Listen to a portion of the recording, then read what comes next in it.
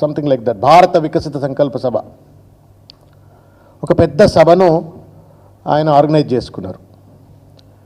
Organise చేసుకొని దాంట్లో మాజీ గవర్నర్ గారు విద్యాసాగరరావు గారు ఉన్నారు, డాక్టర్ లక్ష్మణ్ ఉన్నారు, కిషన్ రెడ్డి గారు ఉన్నారు, హూస్ హూ ఆఫ్ బీజేపీలో ఉన్నటువంటి అగ్రనాయకత్వం అంతా కూడా ఆ మీటింగ్లో ఉన్నది.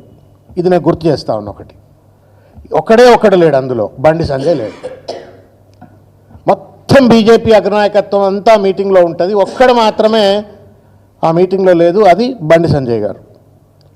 రెండోది ఇంకొక సంఘటన మీకు గుర్తు చేసే ప్రయత్నం చేస్తారు. ఈ మధ్యకాలంలో కాళేశ్వరానికి సంబంధించి కమిషన్ వాళ్ళు పిలుపునిచ్చినప్పుడు, వారికి నోటీస్ ఇచ్చినప్పుడు ఈటెల రాజేందర్ గారు చాలా స్పష్టంగా ఆ కమిషన్ ముందు కావచ్చు, బయటకు వచ్చి టీవీ ముందు కావచ్చు, లేకపోతే వివిధ ఇంటర్వ్యూలో చాలా స్పష్టంగా 2-3 విషయాలు చెప్పారు. ఇది క్యాబినెట్ అప్రూవల్తో కట్టిన ప్రాజెక్టు. కాళేశ్వరం ఉత్తర తెలంగాణకే కాదు, తెలంగాణకే వరదాయనిగా మిగిలిపోయింది. కాళేశ్వరం వల్ల ధాన్య ఉత్పత్తి పెరిగిపోయింది, రైతుల జీవితాలు బాగుపడ్డాయి అని చెప్పని బీజేపీ అధ్యక్ష పదవికి పోటీ పడుతున్నటువంటి ఈటెల రాజేందర్ గారు చెప్పినటువంటి ఈ 2 విషయాలను గుర్తుపెట్టుకొని నేను మాట్లాడేటువంటి అంశాలను దయచేసి శ్రద్ధగా వినాలని చెప్పి నేను కోరుతా ఉన్నాను. ఇది ఇట్లా ఉంటే బండి సంజయ్, రేవంత్ రెడ్డి రామచిలుకగా బండి సంజయ్ మారినట్టుగా కనబడతా ఉంది. రేవంత్ రెడ్డి మీట నొక్కుతాడు, తోలుబొమ్మ లెక్క బండి సంజయ్ ఎగిరి పడుతున్నట్టుగా మాత్రమే నిన్న మాట్లాడింది తప్ప ఇంకొకటి లేదని నేను భావిస్తూ ఉన్నాను. ఒకటి,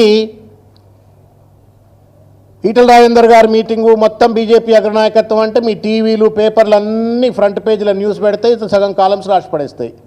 పక్కన నా వార్త కూడా రావాలా అని చెప్పని ఆ స్పేస్ మేనేజ్మెంట్ కోసం చిల్లర డ్రామాలు ఆడినరా, మొత్తానికి ఒక ప్రత్యేకమైన ప్రెస్ మీట్ పెట్టినరు. అది ఆ మీటింగ్ను నలిఫై చేసేటట్టు ఒక ప్రయత్నం.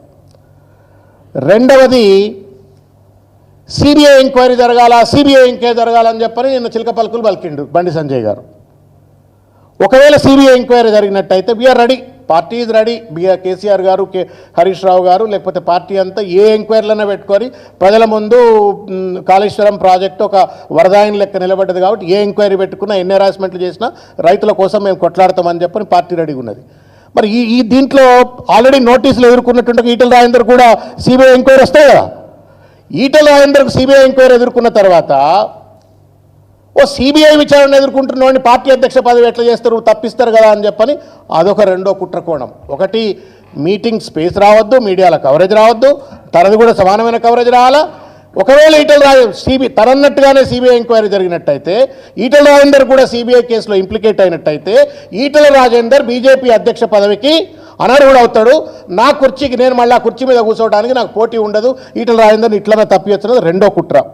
మూడో కుట్ర ఏంటి అంటే, ఊరంతా ఒక దారి అంటే ఉలిపికట్ట ఒక దారి. తెలంగాణ అంతా అట్టుడికిపోతా ఉంది. ముఖ్యంగా గోదావరి పరివాహక ప్రాంతంలో ఉన్నటువంటి ప్రజలు కావచ్చు, రైతులు కావచ్చు, రాజకీయ నాయకులు కావచ్చు, అందరూ కూడా ఆగమాగం అయిపోతూ ఉన్నారు. ఇవాళ ఈ బరకచెర్ల అని చెప్పని ఒక అడ్డమైన ప్రాజెక్టు చంద్రబాబు నాయుడు కడతా ఉన్నాడు, మా గోదావరి నీళ్లు ఎత్తుకపోయేటువంటి ఒక ప్రయత్నం చేస్తూ ఉన్నాడు. మా బతుకులు ఎట్లా అని చెప్పని రైతులు ఆగమాగం అవుతుంటే వాళ్లకు సంబంధించిన సమస్యలు మాట్లాడతలేడు రేవంత్ రెడ్డి. చంద్రబాబు నాయుడుకు మద్దతుగా రేవంత్ రెడ్డి వ్యవహరిస్తూ ఉన్నాడు. రేవంత్ రెడ్డికి మద్దతుగా అన్నట్టుగా నిన్న బనకచెర్ల గురించి ప్రశ్నలు వేసింది మీడియా వాళ్ళు. ఇంకా బనకచెర్ల సంగతి ఏంటంటే నేను అది మాట్లాడా అని చెప్పని పక్కకు పడేసి నేను కాళేశ్వరము సిబిఐ అని చెప్పని మాట్లాడు. ఏమర్థమవుతామని చెప్పండి.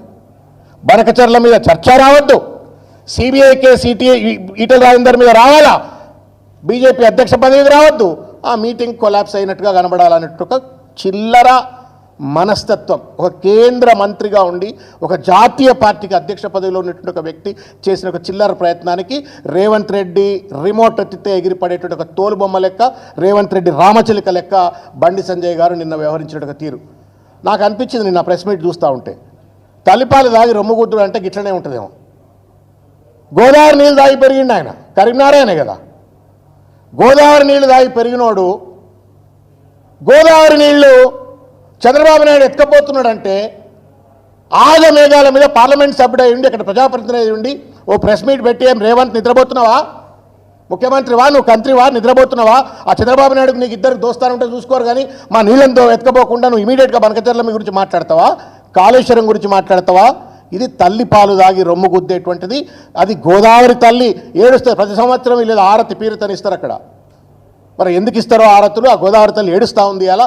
ఇటువంటి చెత్తగాళ్ళందరినీ కూడా మేము ఇలా ఎంపీలుగా శాసనసభ్యులుగా బీజేపీ నుంచి ఎన్నుకుంటే ఇలా గోదావరిని కూడా దొంగతనం చేస్తూ ఉంటే కనీసం దాని గురించి కూడా రక్షకు రావట్లేరు అని చెప్పని ఇవాళ గోదావరి తల్లి ఏడుస్తున్నట్టు ఒక పరిస్థితి, అక్కడ ప్రజలు ఏడుస్తున్నట్టు ఒక పరిస్థితి. ఇది నయవంచన, దగ, మోసం. మూడో విషయం ఏంటంటే మేడిగడ్డ ఇవాళ మార్బీ బ్రిడ్జ్ అహ్మదాబాద్లో కూలిపోయింది. It's already restored. Morbi bridge కూలిపోయింది, ఆల్రెడీ రెస్టోర్డ్. అయోధ్యలో రామ మందిరానికి లీక్లు వచ్చినాయి, దాన్ని కూడా నీళ్లు మొత్తం కారిపోయింది. మనం చూసినాం ఓపెనింగ్ అయిన తర్వాత. ఆడేం సిబిఐ విచారణ లేదు, లేకపోతే వాటిని పడవ పెట్టలేదు. మొత్తం లక్షల ఎకరాలకు నీళ్లు అందించేసి తెలంగాణకు వరదాయినిగా మారిన ఒక ప్రాజెక్టు ఒక 2 పియర్స్లో రిపేర్కి వస్తే, క్రాక్స్ వస్తే, ఒక కరీంనగర్ మంత్రిగా ఉండి కరీంనగర్ నుండి ప్రాతినిధ్యం వహిస్తున్నట్టుగా పార్లమెంట్ సభ్యుడిగా కేంద్ర మంత్రిగా ఉండి ఇమీడియట్గా ఆ ప్రాజెక్టును రిపేర్ చేయించి రైతులకు అందుబాటులో చేయాల్సిన కనీస సోయి లేకుండా చిల్లర మల్లరగా కేసీఆర్ గారి పైన బీఆర్ఎస్ పార్టీ పైన మాట్లాడే ప్రయత్నం చేసినాడు. ఎంత సిగ్గు అనిపించింది మాట్లాడుతుంటే. నాకు అనిపించింది ఎట్లా లీడర్లు అవుతారు వీళ్ళంతా, ఎట్లా లీడర్లు అవుతారు వీళ్ళు. పోలవరం కొట్టుకపోయింది, మనందరికి ఎరికే కదా. వేల కోట్ల రూపాయలు ఖర్చు పెట్టిన తర్వాత పోలవరం కొట్టుకపోయింది. అది కూడా అడ్డమైన కన్స్ట్రక్షనో మరి డిజైన్ లోపమో మొత్తానికి ఏదో కొట్టుకపోయింది. కొట్టుకపోయిన తర్వాత ఎవరు కూడా సిబిఐ విచారణ జరపాలని చెప్పని అడగల. ఏ ఎన్డీఎస్ఏ కూడా అక్కడికి వచ్చి పోలవరం డ్యామ్ ఎందుకు కొట్టుకపోయింది, డిజైన్ లోపమైంది, కాంట్రాక్టర్ లోపమైంది, ఎవడెవడు ఏం కమిషన్లు దొబ్బిండు అని చెప్పని ఎవడు కూడా విచారణ చేయలే. ఎందుకంటే దొందే అక్కడ ఎన్డీఏలో భాగస్వామి కాబట్టి ఎవడు కూడా పట్టించుకున్న దాఖలాలు లేవు. అయినప్పటికీ కూడా పోలవరంకి జాతీయ హోదా వస్తుంది, ఇప్పించింది బీజేపీ, ఇచ్చింది బీజేపీ. కాళేశ్వరంకు జాతీయ హోదా ఇవ్వమని అడిగితేనట తప్పైంది అని చెప్పని ఎకసెక్కాలు ఆడుతూ ఉన్నాడు నిన్న బండి సంజయ్ గారు. న్యాయమా బండి సంజయ్ గారు? న్యాయమా? మీరు పోలవరం కొట్టుకుపోయిన దానికి జాతీయ హోదా వస్తే తప్పులేదు, కానీ కాళేశ్వరం మొత్తం తెలంగాణ రైతాంగం భవిష్యత్తు మార్చినటువంటి ఒక 2 పిల్లర్స్ మాత్రమే, 85 పియర్స్ ఉన్నటువంటి ఒక పెద్ద బ్యారేజ్లో ఒక 2 పియర్స్కు రిపేర్లు రావాల్సిన పరిస్థితి ఏర్పడితే అవి రిపేర్లు చేయకుండా దానికి నువ్వు అట్లెట్లా జాతీయ హోదా ఇస్తా అని చెప్పని ఎకసెక్కాలు ఆడతాడు. జాతీయ హోదా ఇవన్నీ మంచిదైంది అనేటువంటి ఒక రీతిలో మాట్లాడుతూ ఉన్నాడు. అక్కడ ఇస్తే మంచిదట, ఇక్కడ ఇవ్వకపోతే కూడా మంచిదట అంటూ మాట్లాడితే ఇది కూడా తల్లిపాలు దాగి రొమ్ముగుదినట్టు కాదా? ఇది నయవంచన కాదా? ఇది దగా కాదా? ఇది మోసం కాదా? మీరు నాయకులై ఉండి ఈ ప్రాంత అభివృద్ధికి పాల్పడడం అంటే మీ చిల్లర రాజకీయాల కోసం ఇవాళ ఈ ప్రాంతానికి విఘాతం కలిగించే విధంగా ఒక ప్రాజెక్ట్ను రిపేర్ చేయించకుండా జాతీయ హోదా అట్లెట్లిస్తారు అని చెప్పని నువ్వే మాట్లాడితే చంద్రబాబు నాయుడు ఏం మాట్లాడాలా? లేకపోతే ఢిల్లీలో ఉన్నటువంటి ఒక బీజేపీ పెద్దలు ఏం మాట్లాడాలా? ఇది నయవంచన అనే ఒక విషయం వారు గుర్తుపెట్టుకోవాలని చెప్పని నేను కోరుకుంటా ఉన్నాను.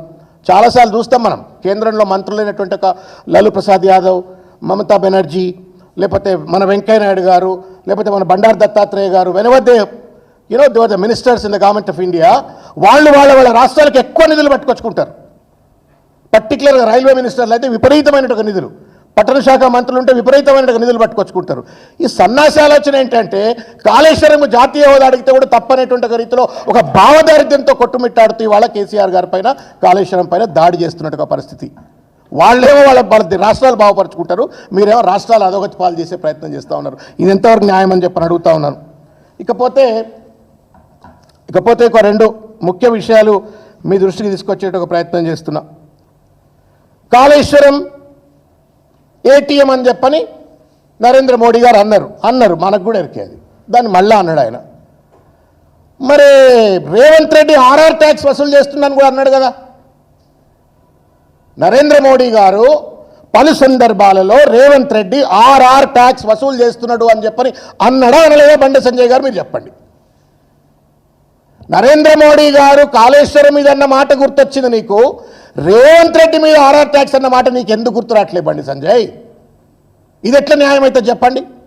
అంటే రేవంత్ రెడ్డికి రక్షకుడు నువ్వేమన్నా? రేవంత్ రెడ్డి రామచిలుకవా నువ్వేమన్నా? నువ్వేమన్నా షీల్డా?